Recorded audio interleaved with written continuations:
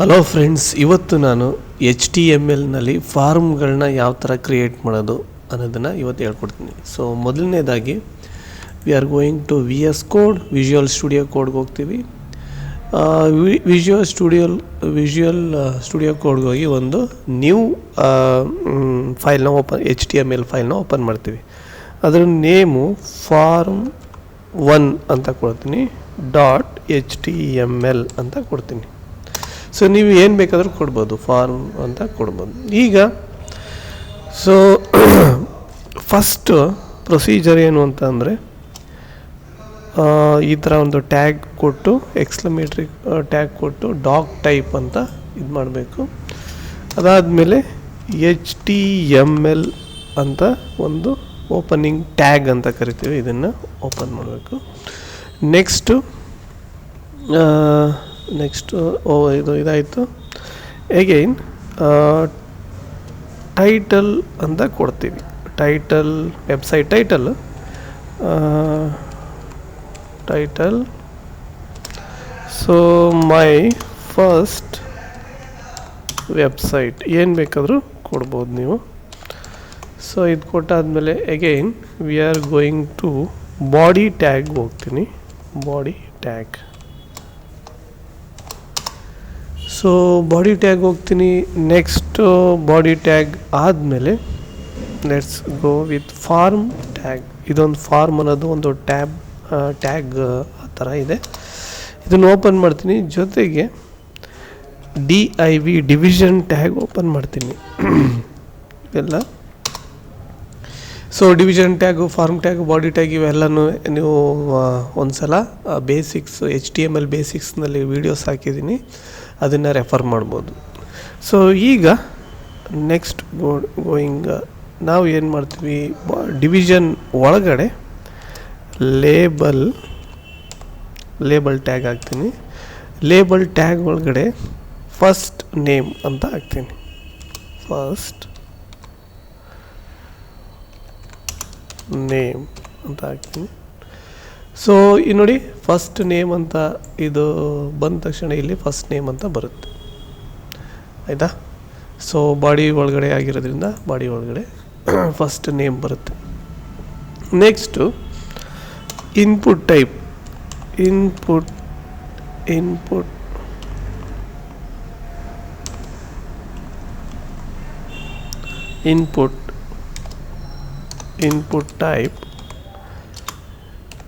Type equals text. ಇದನ್ನು ನಾವು input ಟೈಪ್ನ observe ಮಾಡ್ತಾ ಇರಬೇಕು, ಯಾವ ಥರ ಹೇಗೆ ಅಂತ. ಇನ್ಪುಟ್ ಟೈಪ್ ಇದಕ್ಕೆ ಟೆಕ್ಸ್ಟ್ ಅಂತ ಇರುತ್ತೆ. ಸೊ ಟೆಕ್ಸ್ಟ್ ಇಲ್ಲೇ ತೋರಿಸುತ್ತೆ ಟೆಕ್ಸ್ಟು. ಸೊ ನೆಕ್ಸ್ಟ್ ಸಿಂಪಲ್ಲಾಗಿ ಇಷ್ಟನ್ನು ನಾವು ಇದು ಮಾಡ್ಬೋದು. ಸೊ ಇದು ಮೇಲಕ್ಕೆ ಹೋಗ್ತಾ ಇದೆ ಅಂತ ಅಂದ್ಕೊಂಡ್ರೆ ನಾವು ಬ್ರೇಕ್ ಕೋಡ್, BR ಅಂತ ಅಂದರೆ ಬ್ರೇಕ್ ಕೋಡ್. ನೋಡಿ, ಬ್ರೇಕ್ ಕೋಡಿಂದ ಒಂದು ಸ್ವಲ್ಪ ಗ್ಯಾಪ್ ಕೊಡ್ಬೋದು. ಸೊ ಇದು ತುಂಬ ಸಿಂಪಲ್ ಆಗಿರೋದು ನೋಡಿ, ಇಷ್ಟು ಇದನ್ನು ಇದು ಮಾಡೋದಕ್ಕೋಸ್ಕರ ಫಸ್ಟ್ ನೇಮ್ ಅಂತ ಹಾಕಿ ಅದಕ್ಕೆ ಒಂದು ಟೆಕ್ಸ್ಟ್ ಬಾಕ್ಸ್ ಹಾಕೋದಕ್ಕೆ ನಾವು ಈ ಥರ ಇದು ಮಾಡ್ತೀವಿ. ಇಲ್ಲಿ ನಾವೇನು ಬೇಕಾದ್ರೂ ನೋಡಿ. ಸೊ ನಾವು ಇನ್ನೊಂದು ಸ್ವಲ್ಪ ಡೀಪಾಗಿ ಹೋಗಬೇಕು ಅಂತ ಅಂದರೆ ನಾವೇನು ಮಾಡ್ತೀವಿ, label for equals first name ಅಲ್ಲ, F ನೇಮ್ ಅಂತ ಕೊಡ್ತೀನಿ.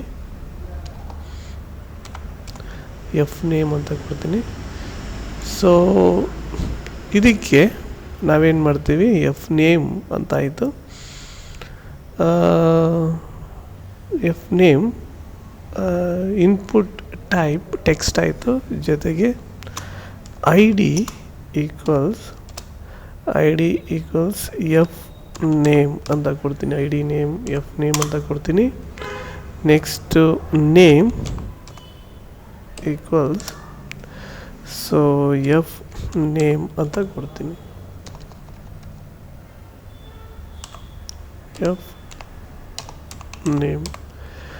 F name. ಪ್ಲೇಸ್ ಹೋಲ್ಡರ್ ಅಂತ ಬರ್ತದೆ. ಪ್ಲೇಸ್ ಹೋಲ್ಡರ್ ಅಂದರೆ ಒಳಗಡೆ ಏನು ಕಾಣಿಸ್ಬೇಕು ಅಂತ ಇದನ್ನು place holder equals please enter your name ಅಂತ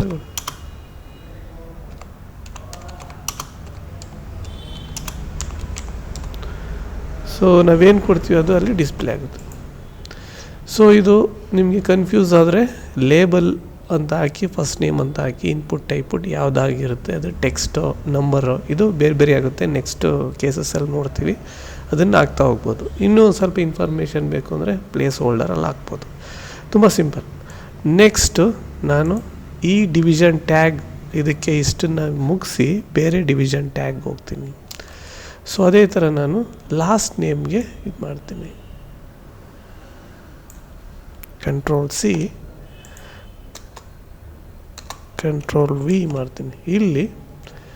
so last name L name ಅಂತ ಹಾಕ್ತೀನಿ ಇಲ್ಲಿ, ಲಾಸ್ಟ್ ನೇಮ್. ಸೊ ನೆಕ್ಸ್ಟ್ ಇಲ್ಲಿ ಇದು ಕೂಡ text input L name.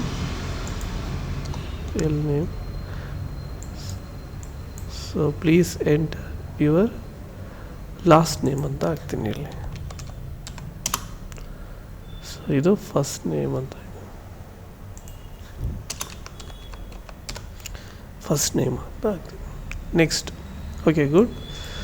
So ಎರಡಾಯಿತು. ಇನ್ನು ನೆಕ್ಸ್ಟು ಪಾಸ್ವರ್ಡ್ಗೊಂದು ಕ್ರಿಯೇಟ್ ಮಾಡಬೇಕಾಗುತ್ತೆ. ಸೊ ಪಾಸ್ವರ್ಡ್ಗೆ ಡಿವಿಷನ್ ಟ್ಯಾಗ್ ಓಪನ್ ಮಾಡ್ತೀನಿ, div tag. Okay, division tag open ಮಾಡಿ label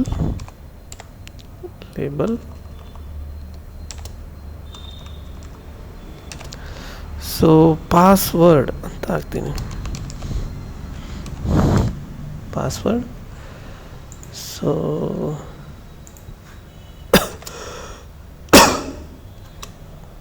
password. Next input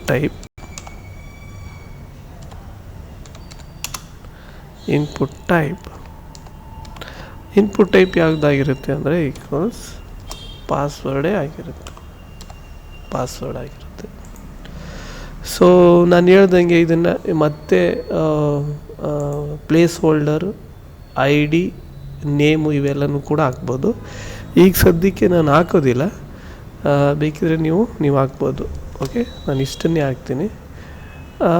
next break ಹಾಕ್ತೀನಿ ಈಗ ಇದನ್ನು. ಸೊ ಪ್ಲೇಸ್ ಹೋಲ್ಡರ್ ಎಲ್ಲನೂ ಹಾಕಿ ನೆಕ್ಸ್ಟು ಪಾಸ್ವರ್ಡ್ಗೆ ಇನ್ಪುಟ್ ಟೈಪ್ನ ಅಷ್ಟೇ ಕಾನ್ಸಂಟ್ರೇಟ್ ಮಾಡ್ತಿದ್ದೀನಿ ನಾನು ಇಲ್ಲಿ. ಅಗೈನ್ ಇದಾಯಿತು. ನೆಕ್ಸ್ಟು ಲೇಬಲ್ ಫಾರ್ ಇಮೇಲ್ಗೆ ಹಾಕ್ತೀನಿ. So division tag so label email ಅಂತ ಹಾಕ್ತೀನಿ. So again input type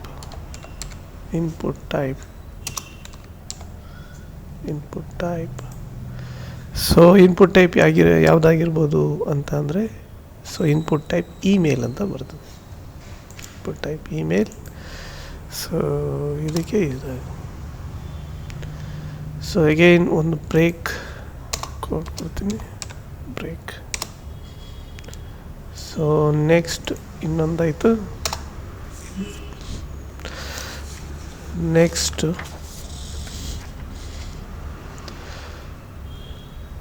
reset, ಅದು ಫೋನ್ ನಂಬರ್ಗೊಂದು ಕ್ರಿಯೇಟ್ ಮಾಡ್ತೀನಿ, div tag. So again label so phone number. Okay, so again input type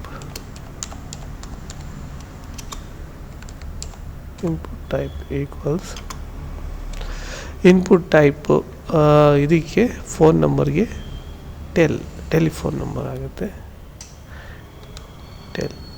okay. So ಇದನ್ನು ಇದು ಮಾಡ್ತೀನಿ. ಅಗೈನ್ ಒಂದು ಬ್ರೇಕ್ ಕೋಡ್ ಕೊಡ್ತೀನಿ.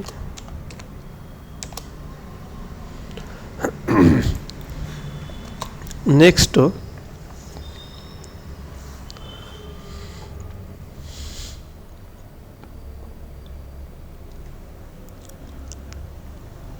ನೆಕ್ಸ್ಟ್ ಯಾವುದು ಎಸ್ ಬರ್ತ್ಡೇ ಒಂದು ಇದನ್ನು ಕೊಡ್ತೀನಿ.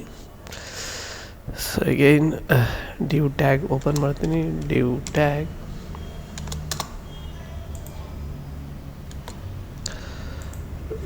ಟ್ಯಾಗ್ ಓಪನ್ ಮಾಡಿ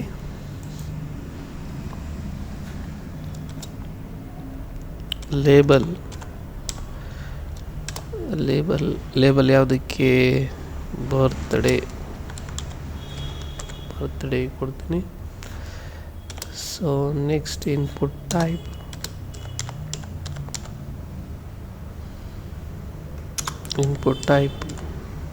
ಈಕ್ವಲ್ಸ್ ಸೊ ಡೇಟ್ ಅಂತ ಕೊಡ್ತೀನಿ. ಇನ್ಪುಟ್ ಟೈಪ್ ಇದಕ್ಕೆ ಡೇಟ್ ಆಗಿರುತ್ತೆ. ನೋಡಿ ಡೇಟ್ ಬಂದಾಗ ಈ ಥರ ಫಾರ್ಮ್ಯಾಟ್ ಬರುತ್ತೆ. ನಾನು ಬ್ರೇಕ್ ಕೋಡ್ ಕೊಟ್ಟೆ ಇದಕ್ಕೆ. ಸೊ ಅಗೈನ್ ಒಂದು ಬ್ರೇಕ್ ಕೋಡ್ ಕೊಡ್ತೀನಿ. ಸೊ ಅಗೈನ್ ಮತ್ತೆ ಡಿವ್ ಟ್ಯಾಗ್. ಸೊ ನೆಕ್ಸ್ಟ್ ಯಾವುದು ಕ್ವಾಂಟಿಟಿ ಇದಕ್ಕೆ ಹೋಗ್ತೀನಿ. ಸೊ ಕ್ವಾಂಟಿಟಿಗೆ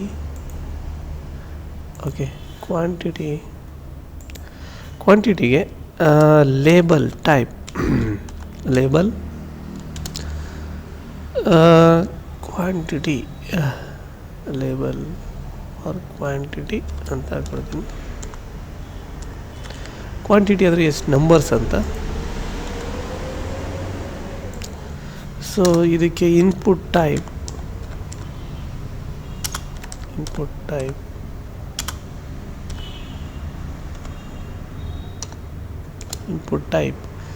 ಸೊ ನಂಬರ್ ಅಂತ ಆಗಿರುತ್ತೆ. Input type is number. So ಇಲ್ಲಿ ನೋಡಿದ್ರೆ ನಾವು 1 2 3 ಈ ಥರ ಬರ್ತದೆ. Okay, next again break code. So again div tag. So division tag ಆದಮೇಲೆ ನೆಕ್ಸ್ಟು ಟೈಪ್ ಯಾವುದು ಅಂತ ಅಂದರೆ ಟೈಟಲ್ ಮಿಸ್ಟರ್, ಮಿಸ್ಸಸ್ ಮತ್ತು ಡಾಕ್ಟರ್ ಅಂತ ಟೈಟಲ್ ಬರುತ್ತಲ್ಲ ಅದು. ಇದೊಂದು ಸ್ವಲ್ಪ ಕಾಂಪ್ಲಿಕೇಟೆಡ್ ಇದೆ, ಒಂದು ಸ್ವಲ್ಪ ಅಬ್ಸರ್ವ್ ಮಾಡಿ. ಓಕೆ, ನಾವು ರೆಗ್ಯುಲರಾಗಿ ಏನು ಬೇಕು ಅದನ್ನು ಮಾಡ್ತೀವಿ. ಲೇಬಲ್ ಫಾರ್ ಟೈಟಲ್ ಅಂತ ಕೊಡ್ತೀವಿ. ಓಕೆ, ಸೊ ಈಗ label for title and so label for title ಆಯಿತು. ನೆಕ್ಸ್ಟ್ ಟೈಟಲ್ ಆದಮೇಲೆ ಅಗೈನ್ ಇನ್ಪುಟ್ ಟೈಪ್ ಕೊಡಬೇಕು.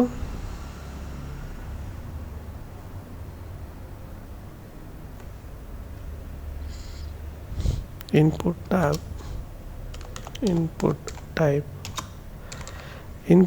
ಟೈಪ್ ರೇಡಿಯೋ ಅಂತ ಬರ್ತದೆ. ರೇಡಿಯೋ ಕಾಲರ್ ಅಂತ ಬರ್ತದೆ. ಸೊ ನೋಡಿ ಟೈಟಲ್ ಇನ್ಪುಟ್ ನನಗೆ. ಆದರೆ ಇದೊಂದು ಸ್ವಲ್ಪ ಕಾಂಪ್ಲಿಕೇಟೆಡ್ ಯಾವ ಥರ ಅಂದರೆ ಟೈಟಲಲ್ಲಿ ನನಗೆ 3 ಬರಬೇಕು. ಒಂದು ಮಿಸ್ಟರ್, ಮಿಸ್ಸಸ್, ಡಾಕ್ಟರ್ ಅಂತ. ಸೊ ಅದಕ್ಕೆ ನಾನೇನು ಮಾಡ್ತೀನಿ, ಲೇಬಲ್ ಆದಮೇಲೆ ಸೊ ಅಗೈನ್ ಇನ್ನೊಂದು ಲೇಬಲ್ ಕ್ರಿಯೇಟ್ ಮಾಡ್ತೀನಿ. ಸೊ ಇದರಲ್ಲಿ ಮಿಸ್ಟರ್ ಅಂತ ಕ್ರಿಯೇಟ್ ಮಾಡ್ತೀನಿ.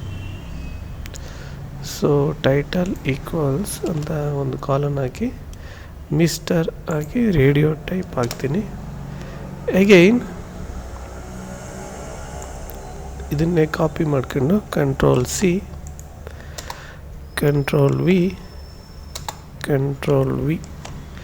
3 ಇದು ಬರ್ತದೆ. ಇಲ್ಲಿ ಮಿಸ್ಸಸ್ ಅಂತ ಹಾಕ್ತೀನಿ. ಸೊ ಇಲ್ಲಿ ಡಾಕ್ಟರ್ ಅಂತ ಹಾಕ್ತೀನಿ.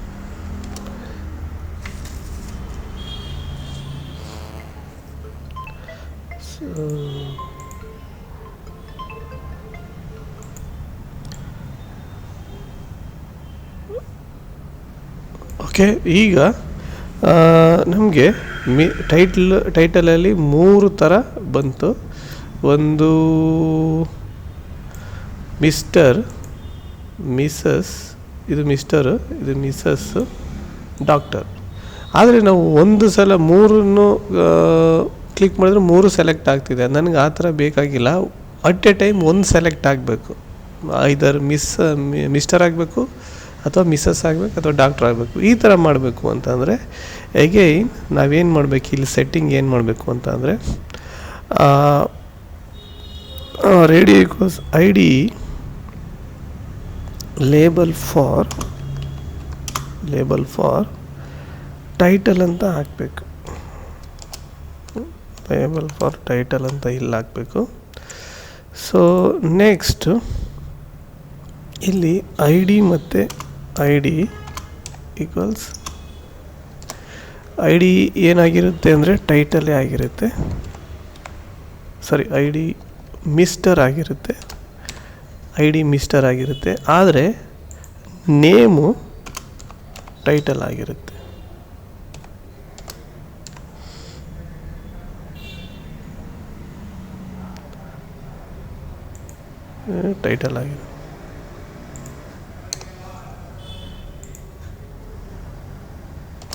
ಓಕೆ.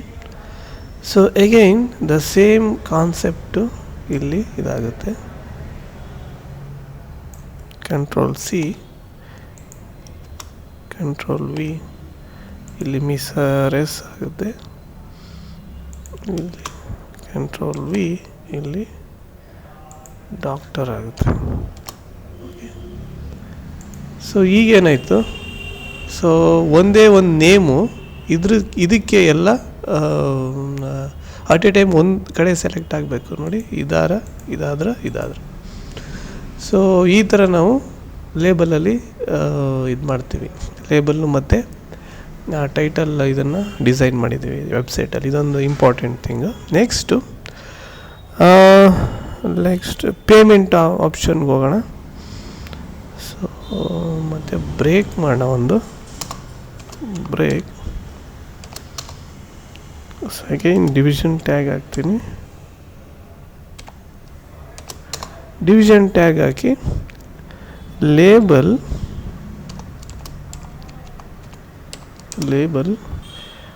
ಸೊ ಪೇಮೆಂಟ್ ಹಾಕ್ತೀನಿ.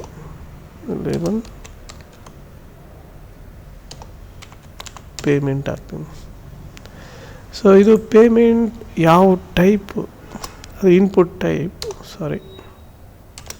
ಪೇಮೆಂಟ್ ಹಾಕ್ತೀನಿ. ಪೇಮೆಂಟ್ ಹಾಕಿ ಇಲ್ಲಿ ಇನ್ಪುಟ್ ಟೈಪ್ ಹಾಕೋದಿಲ್ಲ, ನಾನು ಸೆಲೆಕ್ಟ್ ಅಂತ ಹಾಕ್ತೀನಿ. ಸೆಲೆಕ್ಟ್ ಆಪ್ಷನ್ ಇದೆ. ಸೆಲೆಕ್ಟ್ ಅಂತ ಆದ ತಕ್ಷಣ ನೋಡಿ ಈ ಥರ ಬರ್ತದೆ. ಆದರೆ ನಾನು ಏನು ಕೊಟ್ಟಿಲ್ಲ ಆಪ್ಷನ್, ಹಾಗಾಗಿ ಬರ್ತಾ ಇಲ್ಲ.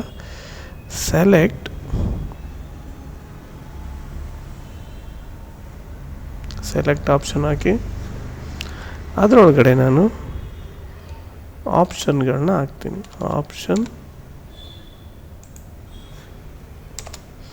ಆಪ್ಷನ್ ಯಾವುದು, ವೀಸಾ ಕಾರ್ಡ್ ಅಂತ ಹಾಕ್ಬೋದು. Visa card. ಅಗೈನ್ ಅದನ್ನೇ ಕಾಪಿ ಮಾಡ್ತೀನಿ. ಕಂಟ್ರೋಲ್-C, ಕಂಟ್ರೋಲ್-V ಈ ಥರ ಹಾಕ್ತೀನಿ. ಈಗ Visa, Mastercard, then RuPay card ಅಂತ ಹಾಕ್ತೀನಿ. ಓಕೆ. ನಾನು ಇದನ್ನು ಸೆಲೆಕ್ಟ್ ಮಾಡಿದ್ರೆ ಯಾವ್ದಾರ ಒಂದು ಪೇಮೆಂಟ್ ಮೆಥಡ್ ಈ ಥರ ಬರುತ್ತೆ. So this is also one of the ಇದು ಗುಡ್ ಮೆಥಡ್. ನೆಕ್ಸ್ಟು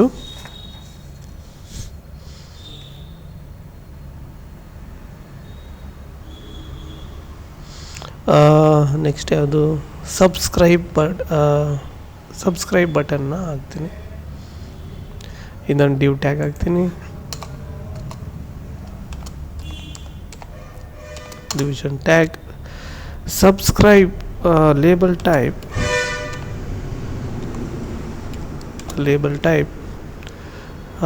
ಸಬ್ಸ್ಕ್ರೈಬ್ ಅಂತ ಹಾಕ್ತೀನಿ.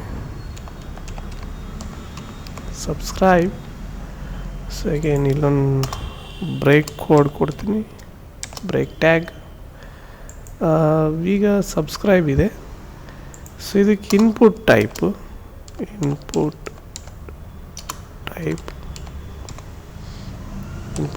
Equals input types check box ಅಂತ ಬರ್ತದೆ. ಚೆಕ್ ಬಾಕ್ಸ್ ಅಂದರೆ ಈ ಥರ ಬರ್ತದೆ, ಚೆಕ್ ಬಾಕ್ಸ್. ಇದು ಸಬ್ಸ್ಕ್ರೈಬ್ಗೆ. ನೆಕ್ಸ್ಟು ಇನ್ನೊಂದು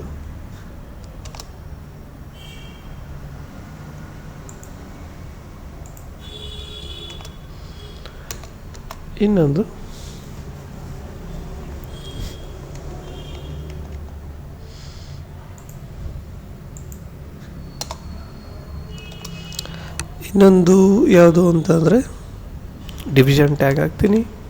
ಡಿವಿಷನ್ ಟ್ಯಾಗ್. ನೆಕ್ಸ್ಟ್ ಇದರಲ್ಲಿ ಇನ್ಪುಟ್ ಟೈಪ್ ರೀಸೆಟ್ ಅಂತ ಹಾಕ್ತೀನಿ. ನಾನು ಇದಕ್ಕೆ ಯಾವುದೇ ಇದಾಗ್ತಾ ಇಲ್ಲ. ಇನ್ಪುಟ್ ಟೈಪ್ ರೀಸೆಟ್ ಹಾಕ್ತೀನಿ. ಸೊ ಈ ಥರ ಹಾಕಿದ್ರೆ ರೀಸೆಟ್ ಆಗೋಂಥ ಒಂದಿದೆ. ನನಗೆ ಇಲ್ಲೊಂದು ಬ್ರೇಕ್ ಕೋಡ್ ಹಾಕ್ತೀನಿ, ಬ್ರೇಕ್ ಟ್ಯಾಗ್. ರೀಸೆಟ್ ಆಪ್ಷನ್ನ ಈ ಥರ ಹಾಕ್ತೀವಿ. ಅಗೈನ್ ಅದೇ ಥರ ನಾವು ಇನ್ನೊಂದನ್ನು ಸಬ್ಮಿಟ್ ಬಟನ್ನ ಕೊಡ್ತೀವಿ. Ctrl+C, Ctrl+V. ಇದರಲ್ಲಿ ಸಬ್ಮಿಟ್ ಬಟನ್ನ. ಸೊ ಅಗೈನ್ ನಾನು ಬ್ರೇಕ್ ಕೊಡ್ತೀನಿ ಇಲ್ಲಿ.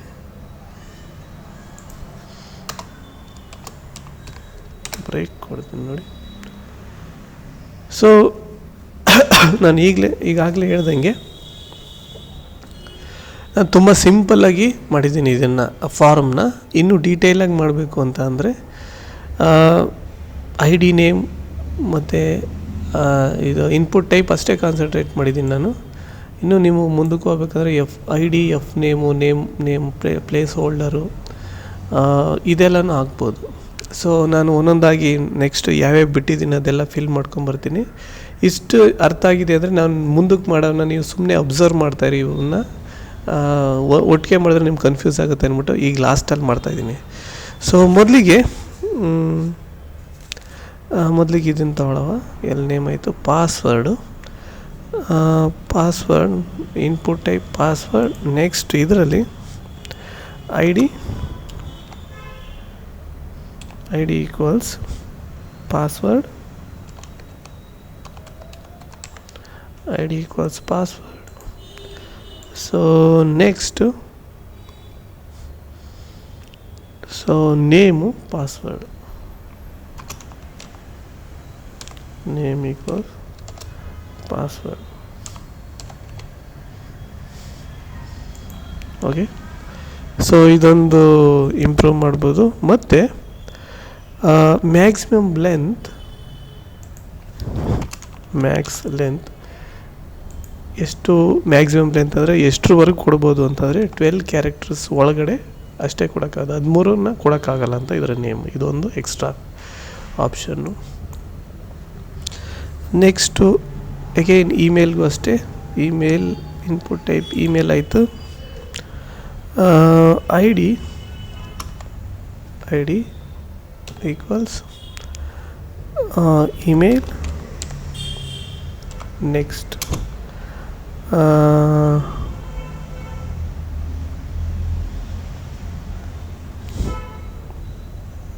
ಇಮೇಲ್ ಆದಮೇಲೆ name equals email. Next placeholder. So abc@gmail.com ಈ ಥರ ಕೊಡ್ಬೋದು.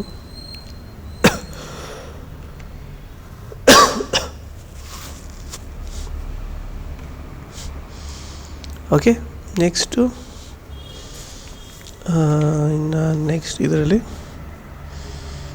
Enable for phone number. ಈಗ ಅಗೈನ್ ಟೆಲಿಫೋನ್ ಆದಮೇಲೆ ID ಈಕ್ವಲ್ಸ್ ಫೋನ್. ಸಾರಿ, ಇಲ್ಲೆಲ್ಲ ಒಂದು ಲೇಬಲ್ ಫಾರ್ ಅನ್ನೋದನ್ನೇ ಅದರಲ್ಲಿ ಬಿಟ್ಟಿದೆ, ಇದನ್ನು ನೀವೇ ಕರೆಕ್ಟ್ ಮಾಡಿಕೊಡಿ. ಸಾರಿ, ಫೋನ್ ಹೇಳಿದೆ. ಈಗ ಏನು ಅದು ಇಲ್ಲಿ ಲೇಬಲ್ ಫಾರ್ ಅಂತ ಇದ್ರೇ ಇದಕ್ಕೆ ಐ ಡಿ ಮತ್ತು ನೇಮ್ಗೆ ವ್ಯಾಲ್ಯೂ ಇರೋದು, ಹಾಗಾಗಿ ಅದನ್ನು ಸರಿ ಮಾಡಿಕೊಡಿ.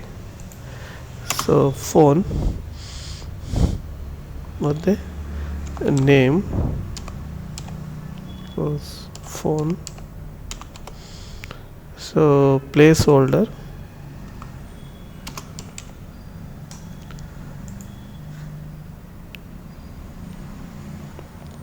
+91 ಅಂತ ಹಾಕ್ಬೋದು. ಓಕೆ, ನೆಕ್ಸ್ಟು ಸರಿ, ಇಲ್ಲೂ ಕೂಡ ಲೇಬಲ್ ಫಾರ್ ಇಮೇಲ್ ಅಂತ ಹಾಕಿ.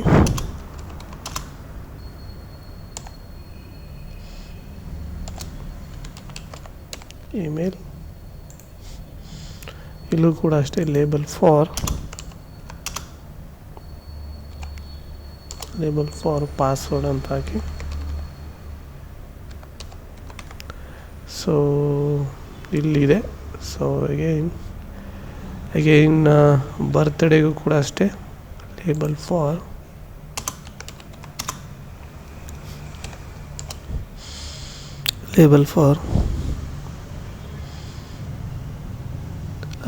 ಬರ್ತ್ ಡೇಟ್ ಇದೆ actually. Birthday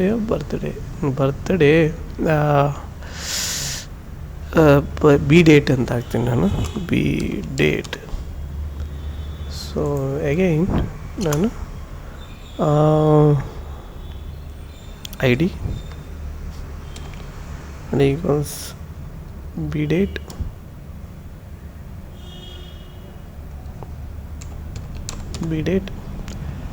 again name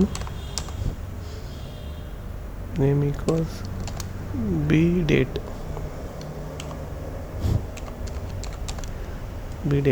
okay. So next again ಕ್ವಾಂಟಿಟಿಗೂ ಕೂಡ ನಾನು ಅದೇ ಥರ ಹಾಕ್ತೀನಿ. Quantity, where is quantity, input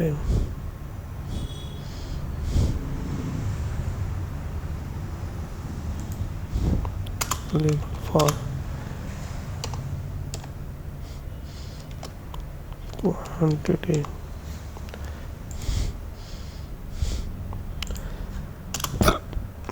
id equals quantity,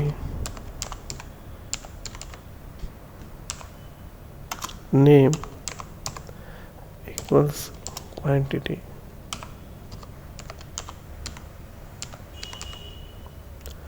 sorry, name quantity ಆಯಿತು. ನೆಕ್ಸ್ಟ್ ಇನ್ನು ಇಲ್ಲಿ ರೇಡಿಯೋ ಬಟನ್ಸ್, ಇದರಲ್ಲಿ ಐ ಡಿ ಇದೆ, ನೇಮ್ ಇದೆ. ಓಕೆ, ಇದರಲ್ಲೆಲ್ಲ ಇದೆ.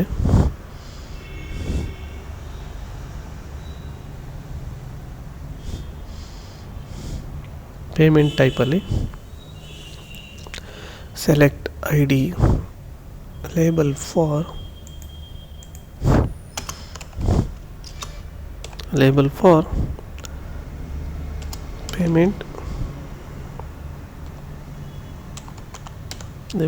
payment. So next select ID equals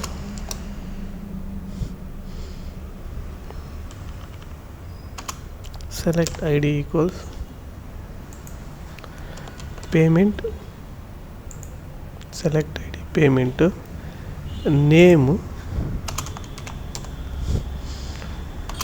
equals payment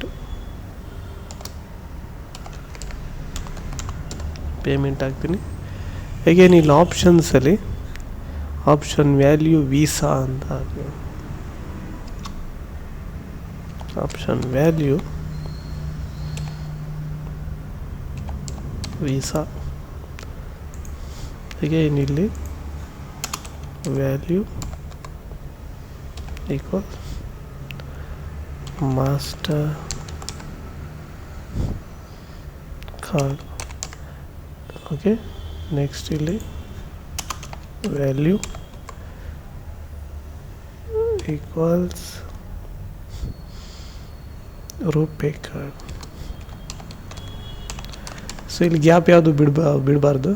so gap ಬಿಡೋಂಗಿಲ್ಲ ಜನರಲಾಗಿ. ಸೊ ಈ ಥರ ನಾವು ಪೂರ್ತಿ ಫಾರಮ್ನ ಕಂಪ್ಲೀಟ್ ಮಾಡಿದ್ದೀವಿ. ಓಕೆ. ಸೊ ಕೇರ್ಫುಲ್ಲಾಗಿ ಅಬ್ಸರ್ವ್ ಮಾಡಿ. ಸೊ ನಿಮ್ಗೆ ಯಾವುದಾದ್ರೂ ಡೌಟ್ಸ್ ಇತ್ತು ಅಂದರೆ ನನಗೆ ಕೇಳ್ಬೋದು. ಸೊ ಐ ಥಿಂಕ್ ಎಲ್ಲ ಕ್ಲಿಯರ್ ಆಗಿದೆ. So thank you.